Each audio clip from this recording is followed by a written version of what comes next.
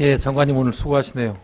원래 우리 여야 모든 의원들이 이제 장관님께서 새로 부임하시니까 기존에 조금 난맥상 있는 부분들을 좀 더 발전적인 방안으로 좀 모색을 해 주십사 하는 그런 이제 바람에서 말씀하시는 거니까요. 네.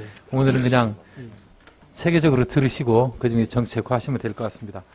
장관님께서 그때 청문회 시작하실 때 기초 통계를 정비하고 그동안의 정책 성과를 엄정하게 재평가해서 농정의 패러다임과 시스템을 근본적으로 혁신하겠다고 말씀하셨는데 네. 저는 아주 그 가장 중요한 말씀을 하셨다고 봅니다. 그런데 먼저 그 농업 통계가 지금 2008년부터 통계청으로 넘어갔잖아요. 그러죠? 예. 작년에 그 예결 개수조정 소위할 때 통계청장한테 분명히 얘기했거든요. 농업 관련 통계를 실질적으로 이렇게 그 추상적으로 통계를 내면 그 통계 기능을 다시 가져올 수밖에 없다. 그건 뭐 쌀 직불금 문제도 있고 또 그 통계의 가장 중요한 그 맹점이 현실적으로 전체 농지의 현황을 파악해야 되는 거하고 전체 농지 중에서 어떤 작물을 생산해내는지 한 통계가 구체치가 있어야 합니다. 그런데 제가 그 부분을 우리 장관님께서 말씀하셔서 제가 한번 고민을 해봤습니다. 한번 들어보시고 우리 제 지역구 진안군에서는 농지원부하고 그 다음에 위성사진하고 현장 실사를 통해서 전 농지를 필지별로 코드화를 냈습니다. 일단 진안은. 그리고 작물하고 수확량 등을 실사해서 입력할 수 있는 시스템을 만들었습니다. 일단. 제가 국회의원 되기 훨씬 전인데.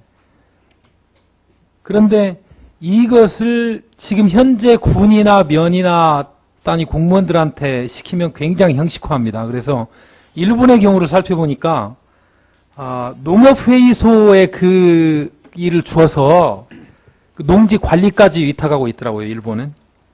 그래서 정부에서 직접 통계조사하는 것보다 좀 더 경제적이고 또 훨씬 더 구체적인 통계를 추출할 수 있다고 합니다. 그래서 기존 행정조직을 통하지 않고 그런 시스템을 좀 강구해 주셨으면 좋겠고 그 다음에 이제 그동안의 정책 성과를 엄정하게 재평가해서 패러다임 바꾸겠다라고 하는 부분은 제가 하나 제안 드리는 게 있는데 저희 장수군에서 2013년도 첨단 온실 사업으로 해서 100억 넘게 예산이 들어갔습니다. 그런데 제 기본적인 생각은 그렇습니다. 농식품부에는 산림청도 그렇고 많은 공모사업이 있잖아요. 그러죠? 예전에 공모사업은 한 개 일위에 70억씩 들어가는 공모사업도 있었습니다. 그런데 몇십억씩 들어가는 공모사업을 주는데 그 건물 지어놓고 농민들이 손가락질합니다. 그 공모사업을 따기 위해서 지방자치단체는 엄청 노력을 합니다. 정치적으로. 그런데 몇십억씩 건물을 지어놓고 전기요금이 나온다고 건물을 문 닫고 있는 건물이 대부분입니다. 권역별 사업이. 제 생각은 기본적으로 그래요. 1억이 투자가 되면 그 지역에 사는 사람 2명은 평생 먹고 살 수 있는 건 만들어줘야 합니다. 첨단온실 아까 뭐 동부 안농도 있지만 몇백억, 100억, 60억 주면 뭐합니까?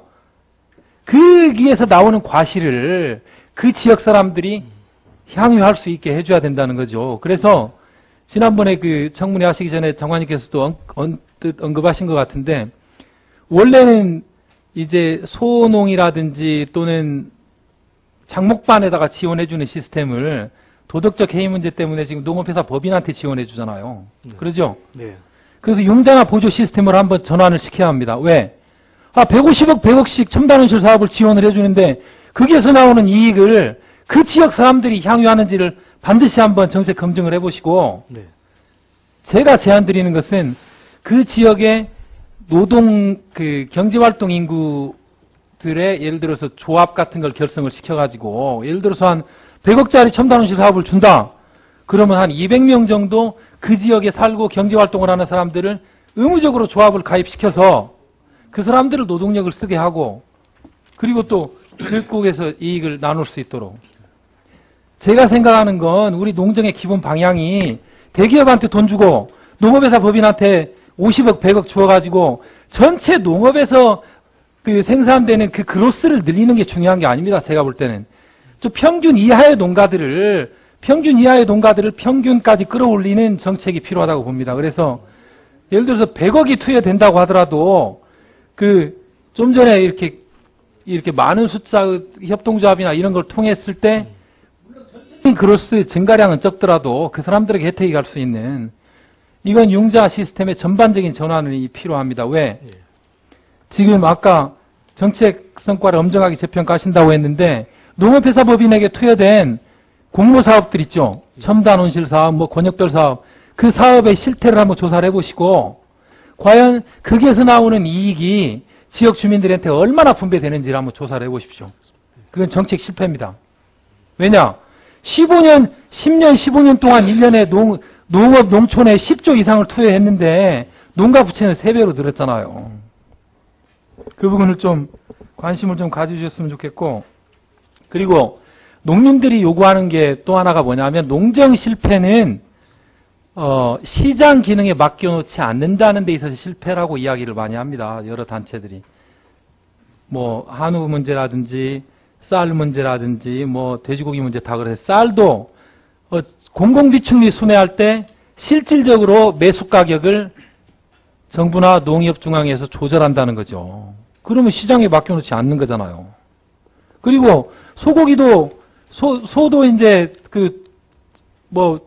이제 일부 사가지고 잡아가지고 또 시장에 내놓는 경우도 발생하잖아요. 그래서 좀 굉장히 축사는 난맥상이 있는데 일단 원산지 표시를 좀 강하게 좀 해주십시오. 지금 아까 자료를 받았는데 원산지 표시 소고기의 경우에 원산지 표시 위반이 뭐 한 4, 5년 전보다 한 4분의 1, 5분의 1로 줄어들었어요. 그건 뭐 장사하는 사람들이 뭐 원산지를 잘 지켜서 그렇게 숫자가 줄어들었겠습니까? 원산지 표시를 한우가 아닌 수입소를 가지고 식당에서 장사를 하는 경우에 아주 강력하게 단속을 해 주십시오. 그것만 해도 한우 소비량이 극단적으로 늘어날 가능성이 많습니다. 제가 작년 국감 때 자료를 언뜻 봤는데 식당에서 사용하는 소고기 중에 약 75%가 수입소입니다. 그런데 과연 원산지 표시가 수입소 원산지 표시가 몇 % 비율이 되는지, 그리고 실질적으로 그 사람들이 과연 한우를 먹는지, 한우를 사용하는지 그 부분을 좀 잘 체크를 하셔서 조금 근본적인 대책은 하기는 어려울지라도 이렇게 뒤에서라도 이렇게 사후 대책이라도 강구를 하면 조금 더 가능할 걸로 보입니다. 그래서 장관님께서 인사청문회 하실 때 2가지 통계를 정비하겠다. 그리고 정책 성과를 평가해서 하겠다라고 하셨으니까 제가 고민을 많이 했거든요. 그 말씀 듣고 아까 제가 말씀드린 통계 부분하고 아까 그 융자 시스템하고 그다음에 원산지 표시를 좀 강화해서 억지로라도 차라리 수입소 아니라고 표시하라는 거죠. 왜 한우라고 표시하냐 이거죠. 이상입니다. 예. 감사합니다. 네, 수고하셨습니다. 다음에는 김명록 의원님.